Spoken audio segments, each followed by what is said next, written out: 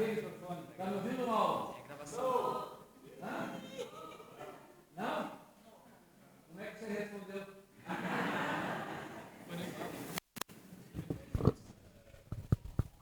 Mi tradutor não vino hoje. Mauro, que tal? Viene me traduzir? Não. La paga é muito buena. Sim, aí eu vou apanhar dos brasileiros aí. Muito bom.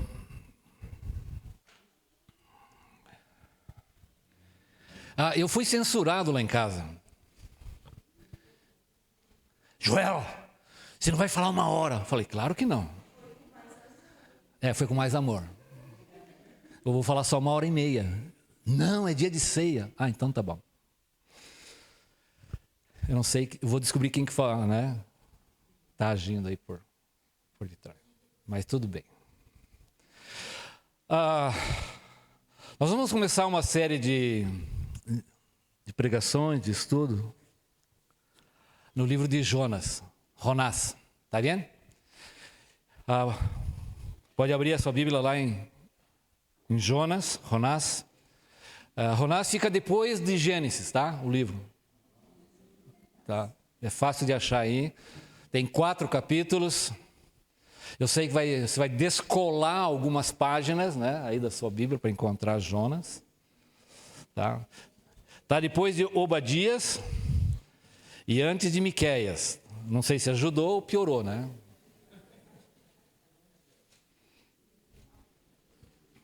Apaga a luz ali do palco, Mateus. Obrigado. Podia ficar maior esse negócio. O profeta pródigo. Quem cunhou essa expressão é um autor bem conhecido, ele já está com o Senhor, chamado Tim Keller. E ele faz uma relação bem interessante com a parábola, conhecida como do filho pródigo. Ele mesmo escreveu um livro sobre Lucas 15, mas na verdade o título do livro é O Deus Pródigo. A palavra pródigo significa aquilo que é abundante, é exagerado, seja para o bem ou para a coisa errada, né? Mas vamos ver, e hoje quero dar um pano de fundo, transfundo, para que vocês compreendam, localizem e se situem cronologicamente, historicamente,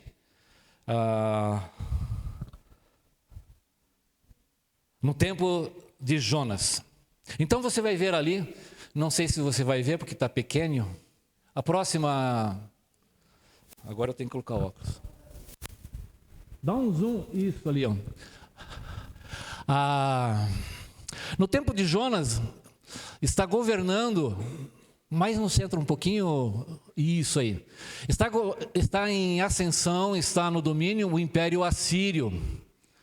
E logo ali você vê Jonás, o período dele, então entre os anos 800 e 750 anos de Cristo, são datas aproximadas, mas é nessa época que Jonás viveu, né? Então observe ali que você pode até mesmo biblicamente, Elias, Eliseu vem um pouquinho antes, e ele é contemporâneo de Amós e Oséias. E eles profetizaram, eles estavam ministrando ao reino do norte, ali mais conhecido como Israel, dos anos 931 até 722, foi o reinado do norte. Por que reinado do norte? Porque tinha o reinado do sul. Né? É que houve um tempo, pode isso, mas ali o pessoal muito bom na mídia, né? O reino de Israel estava unido, e os 3 primeiros reis governaram sobre todo Israel, né? Primeiro Saul, depois fez muita bobagem, aí veio Davi e veio Salomão, 120 anos, cada um governou durante 40 anos. Aí sucedeu Salomão um tal de Roboão, que eu sempre chamo de Robobão, né? Ele quis aumentar os impostos, não ouviu os conselhos dos seus conselheiros, lógico, né? E daí Jeroboão se revoltou e estabeleceu o reino do norte. Levou 10 tribos com ele. Então, todos aqueles profetas lá, pode baixar mais um pouquinho, né? Não, ao contrário.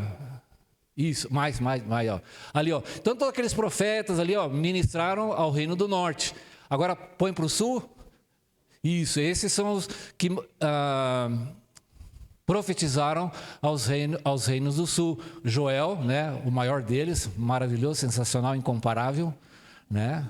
Lindo, humilde, magnífico, ou aqueles outros ali, um tal de Isaías, né? E aquele pessoalzinho ali foram profetizando aos reinos do sul. Então, Jonas está naquela época ali, o império assírio está em ascensão, e vamos ver um pouco mais sobre isso.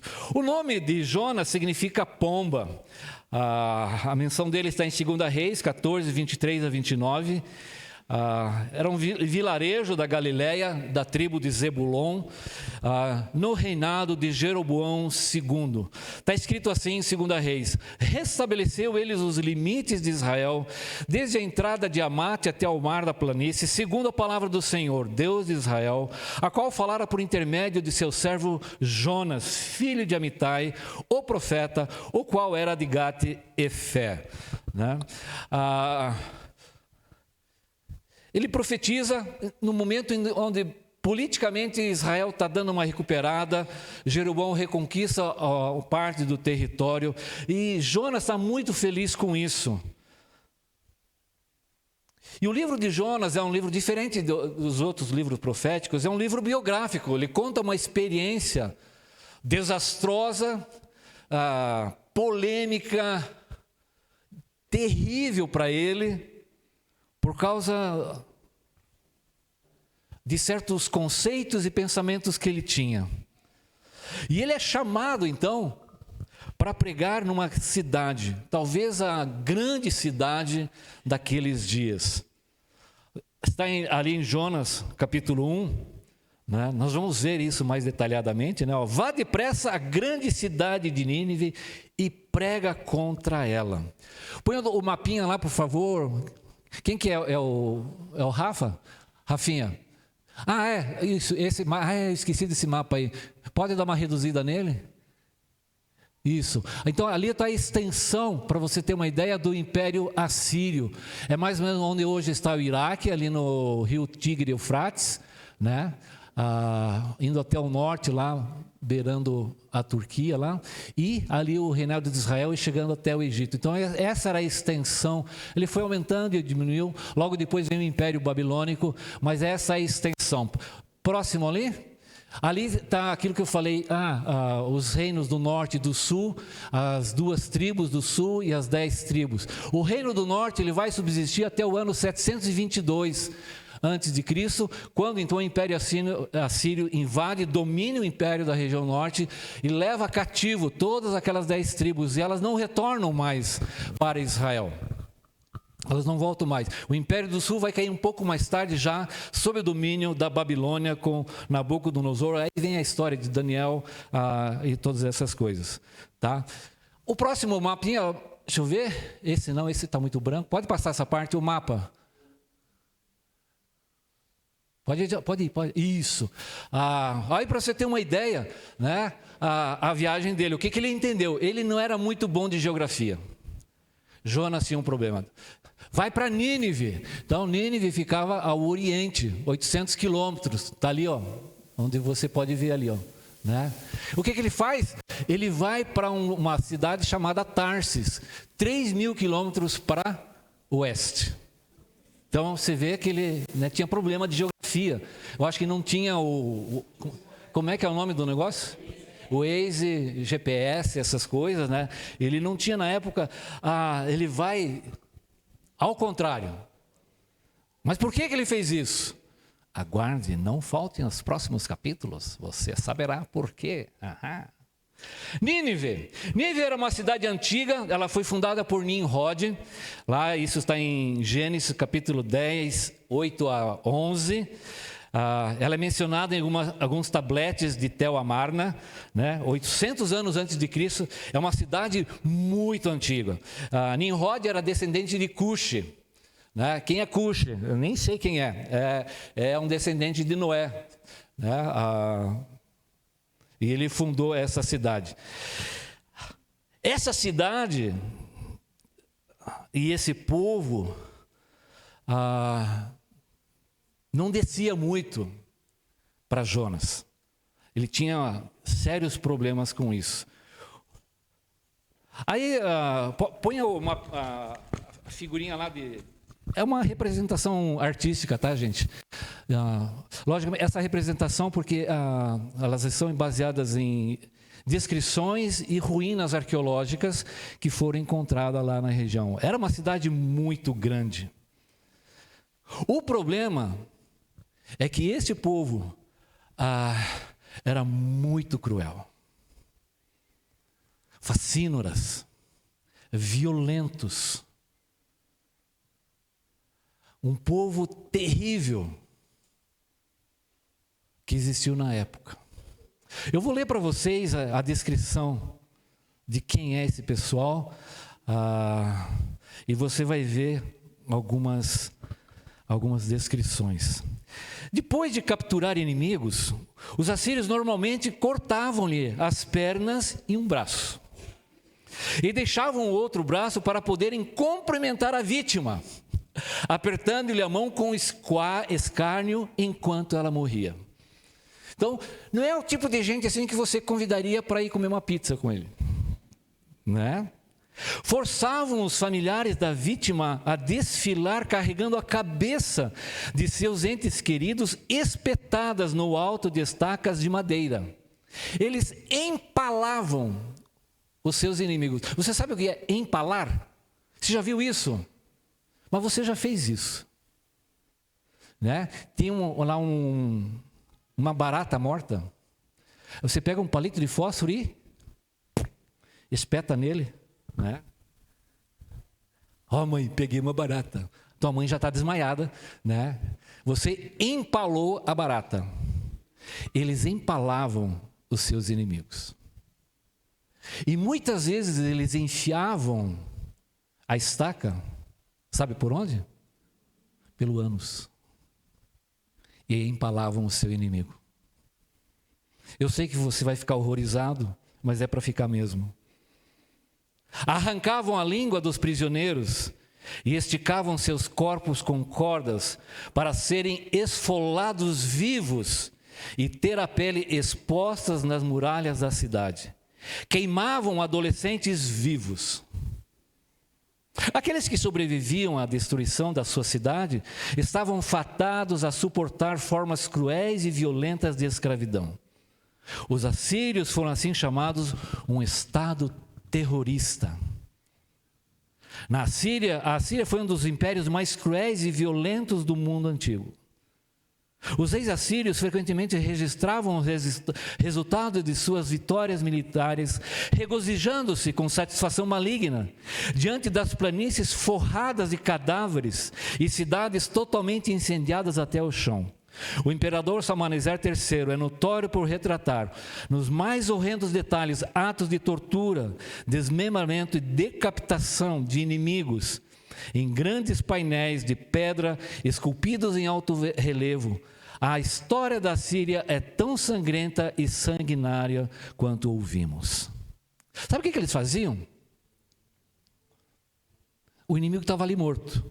Então eles desossavam você, tiravam teus ossos, né? E pediam então para um parente seu moer até virar pó todos os seus ossos. Você já imaginou fazer uma coisa dessa? Eles furavam os olhos de um familiar. Olha, nós não vamos matar mais ninguém da sua família se nós furarmos os teus olhos. E então daí vem um ditado muito conhecido até hoje. Isto me custou os olhos da cara. En espanhol, ¿tiene un dicho semelhante, Diosman? Isto me custou los ojos de la face. ¿No tiene? ¿Cómo se dice, Leonardo? ¿Cómo? Sí, É algo muito antigo, né? Isso me custou os olhos da cara. E vejam só, esse rei não tinha celular na época, nem câmera de filmagem, né? Mas olha só, isso aqui é quase mais ou menos 700 anos antes de Cristo. Soma com 2.100 anos atrás. Ele está muito avançado porque ele registrou tudo isso que ele fez. Vejam só algumas imagens, né? Nem tinha celular na época.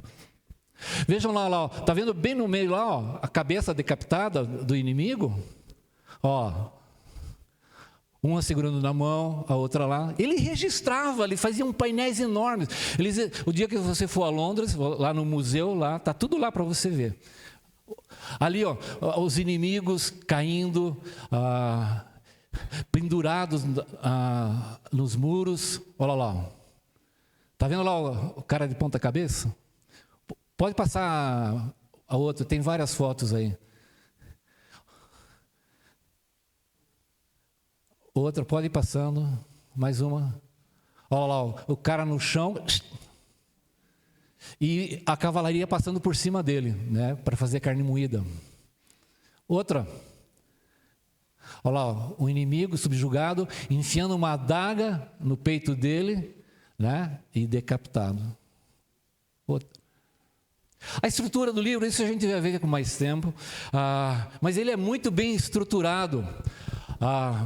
Ali você pode ver a estrutura formada, né? Jonas e a palavra de Deus no capítulo, né? Jonas e a sua relação com os pagãos e o mar. Depois Jonas, os pagãos e a cidade. Então tem essa estrutura aí. Pode passar o próximo aí, né? A gente não vai se deter nessa parte aí, né? Jonas e o mundo de Deus, Jonas e a graça de Deus, né? São coisas que nós vamos ver mais para frente aí, né? Pode passar o próximo aí. Deixa eu ver onde é que eu estou aqui. Eu tenho que correr, porque eu só tenho 2 horas para falar. No livro ali tem grandes coisas são descritas, né? A grande fuga, que é uma grande bobagem, né? A grande tempestade, o grande temor, o grande peixe. Não é uma baleia, tá, gente? Em algumas traduções está um monstro marinho ou um grande peixe. Agora, que peixe era, não sei. Devia ser maior do que Jonas, lógico, né? Mas que peixe a Bíblia não descreve necessariamente qual é. A grande cidade, várias vezes ela é mencionada. Nínive é citada como a grande cidade. E a grande fúria. Jonas tem um acesso de fúria de um menino birrento, né, mal acostumado, e ele tem um acesso de raiva, de fúria muito grande, né, com Deus, não é com qualquer pessoa, com Deus. Né? Algo sobre o caráter de Deus.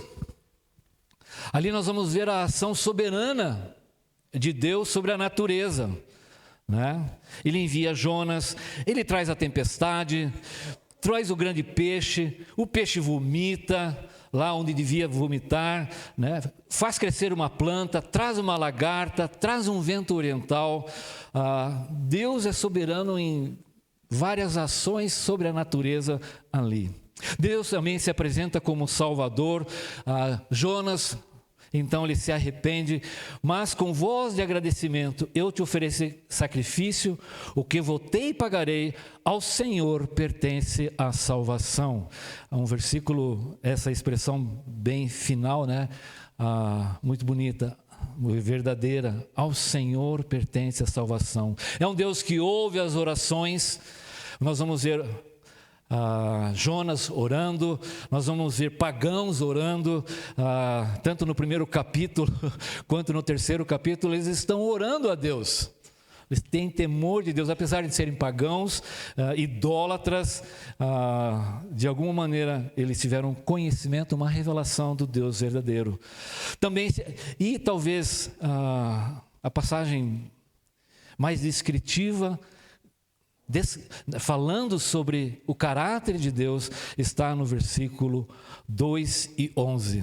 Então ele orou ao Senhor: Senhor, não foi isso que eu disse quando estava em casa? Foi por isso que me apressei em fugir para Tarsis. Eu sei Eu sabia que tu és Deus misericordioso e compassivo, muito paciente, cheio de amor, e que prometes castigar, mas depois te arrependes. Versículo 11, a pergunta final: não deveria eu ter pena, compaixão dessa cidade?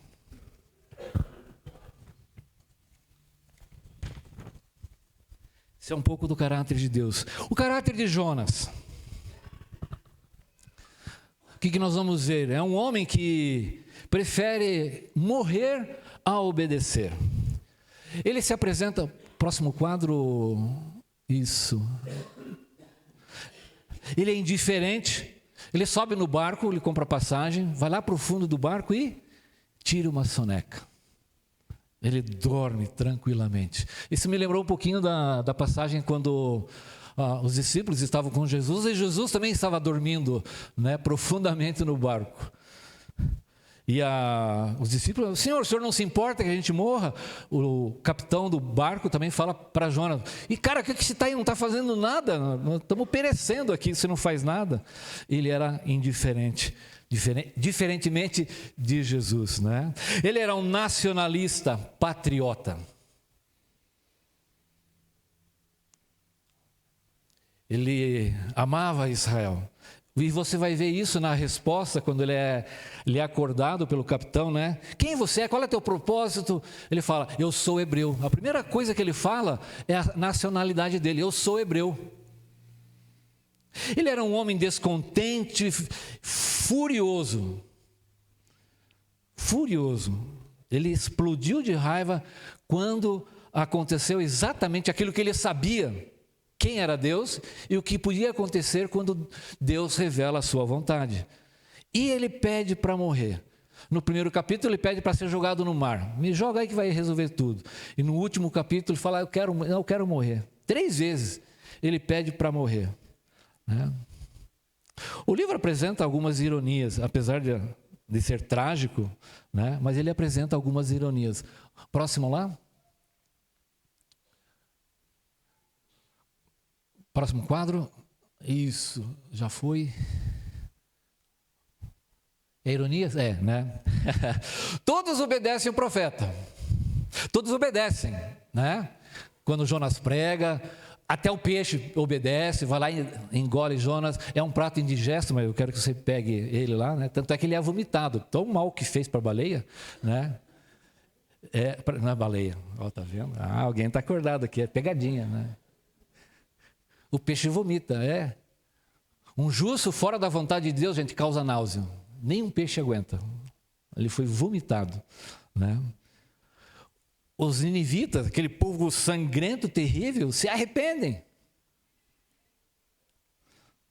Outra ironia é que ele foge da presença, né, no primeiro versículo, para fugir, mas Jonas fugiu da presença do Senhor.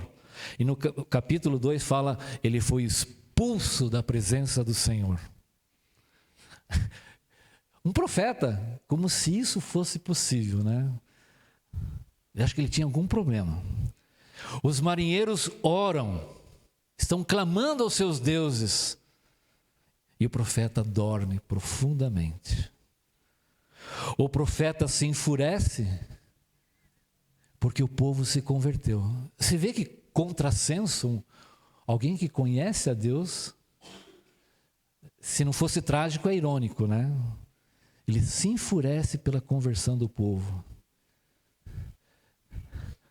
Talvez uma das grandes ironias é a grande misericórdia que o profeta descreve, grande amor, paciência e compaixão, diante da fúria, como é que fala, injustificável, violenta do profeta.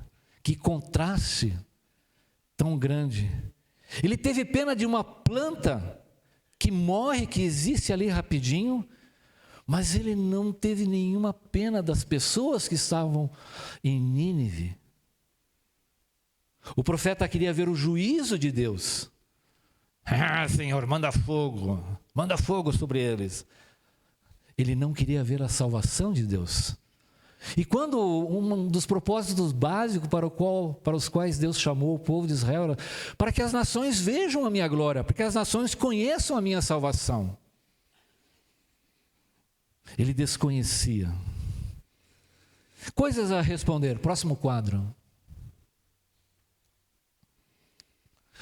Isso nós vamos ver no transcurso da nossa conversa.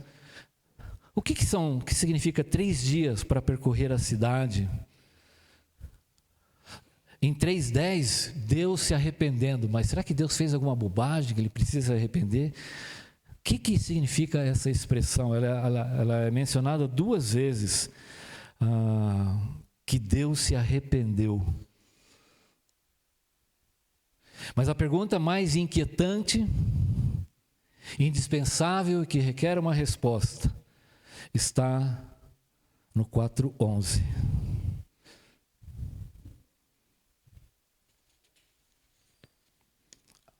É um livro que termina com uma pergunta. Não deveria eu ter pena desta grande cidade? Será que Deus sabia que tipo de gente era aquele? A crueldade, um povo sangrento, violento, injusto, corrupto. Será que Deus conhecia isso?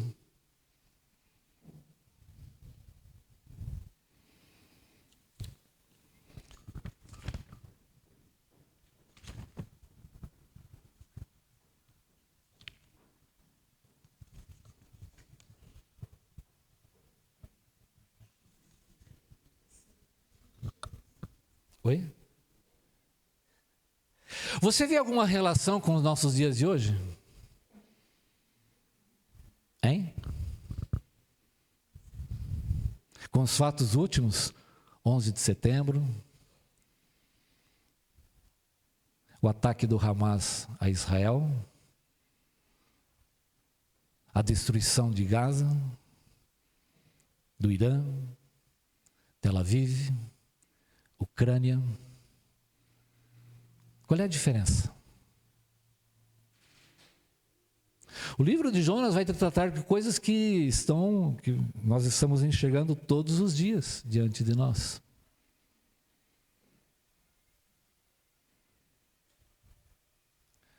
Você pertence à igreja evangélica de Tel Aviv e Deus chega para você, olha, você vai lá na faixa de Gaza e vai pregar o evangelho para aqueles terroristas lá. E talvez um dos teus parentes foi morto naquela chacina. Ou vamos inverter. Você pertence à igreja evangélica lá da faixa de Gaza e Deus disse, você vai lá em Tel Aviv e você vai pregar. E naquela semana o teu apartamento foi bombardeado e 5 pessoas da tua família morreram. Você iria? Por que Deus escolheu Jonas então? Talvez seja parte da ironia de Deus? Ou Deus queria ensinar algo a esse homem nacionalista, mas um nacionalismo tóxico? Você pregaria a pessoas de outros grupos, de outra religião? Aqueles homens eram totalmente idólatras. Os assírios, então, de outro país que você detesta, ou que tem a ideologia diferente daquela que você tem, pessoas que você não suporta, ou que você odeia, e você é convocado a chamar e pregar essas pessoas.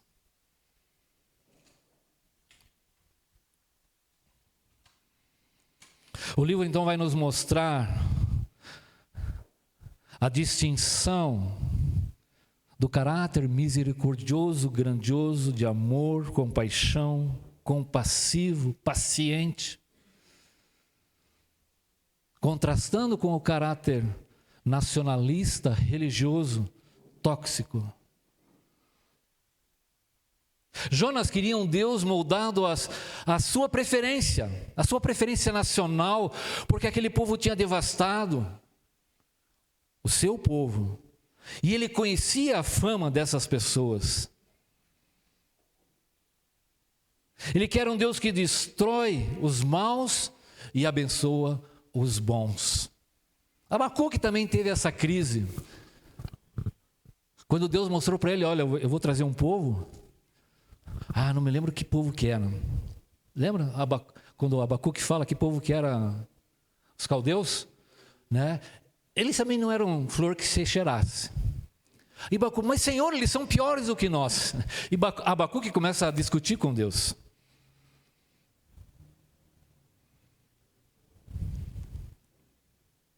Os maus têm que ser destruídos e os bons vão ser abençoados. Deus vai mostrar algo muito diferente nesse livro. Quando Deus se manifesta, o profeta fica muito furioso, revoltado, desesperado. Jonas não consegue conciliar e encaixar em seu quebra-cabeça, em seu rompe-cabeça. É assim que se diz, Kevin? Rompe-cabeça. Ele não consegue encaixar as pecinhas do caráter de Deus. Para ele é muito complicado. A justiça de Deus e a bondade de Deus são pecinhas complicadas para ele entender. E muitas vezes para nós também. A misericórdia de Deus com a grande justiça de Deus. Como pode perdoar pessoas que cometem tamanha violência e maldade? Como Deus pode perdoar um estuprador, um pedófilo? Agora vocês viram, né, o desvio de milhões, de bilhões, né, do dinheiro de aposentados, né, que foram surrupiados, roubados das contas de aposentados, que não tem dinheiro nem para comprar o seu medicamento. Onde está a justiça de Deus? Por isso, Tim Keller faz uma relação muito interessante com a parábola do filho pródigo. E Jonas, de uma certa maneira, encarna os dois personagens. O irmão mais novo, ele pede para ir embora, ele desobedece, desonra o seu pai. Mas depois, o que a parábola conta? E caindo em si, ele se arrepende e volta para o pai. Mas depois Jonas também, isso aconteceu com Jonas lá, né? Na barriga do grande peixe, ele faz oração, nós vamos ver isso mais para frente. Mas logo depois ele está em Nínive, ele age como o irmão mais velho, ele obedece a Deus, sim, mas ele censura a Deus cheio de ira, por causa daquilo, e ele fala, eu sabia, que nem a gente vê no jogo de futebol, né? Quando o teu time ganha e é campeão, né? Eu já sabia. Jonas levou uma faixa assim, eu já sabia, para mostrar para Deus. Assim, Jonas vai nos mostrar essas duas formas de se manter longe e distante de Deus. Como aqueles dois filhos que desonraram o pai, sendo muito devasso, como o filho mais novo, ou sendo muito religioso, como o filho mais velho. São maneiras de se manter distante e longe de Deus. Não adianta se obedecer a Deus sem ter o coração de Deus, sem ter a visão de Deus. Assim, para concluirmos, o último slide, por favor. A proclamação da mensagem de Deus visa alcançar as nações, toda a nação e qualquer nação, independente da ideologia que ela tem, independente dos crimes históricos que ela tenha cometido, ainda continua em um imperativo de Deus, de que toda e qualquer nação, independente. Lendo o livro, não é o livro, é a Fé Perigosa de Jó, que fala daquela coreana, Há um livro chamado A Fé Perigosa de Jó, conta a experiência de uma norte-coreana. Ela consegue fugir para a Coreia do Sul, ali ela se converte, Os missionários que evangelizaram vão para os Estados Unidos e depois voltam e querem encontrar essa norte-coreana. Mas não a encontram. Sabe para onde é que ela foi? Ela volta para a Coreia do Norte para evangelizar. E ali, talvez uma das frases mais fortes que eu já ouvi, a gente conhece muitas frases sobre evangelismo, né? Ela diz, eu não me lembro bem o teor das palavras, você me corrige. Não lembra? E agora como é que fica o estudo? Que vergonha. É mais ou menos assim, é mais ou menos parecido com a frase de Fernando Pessoa: evangelizar é preciso, viver não.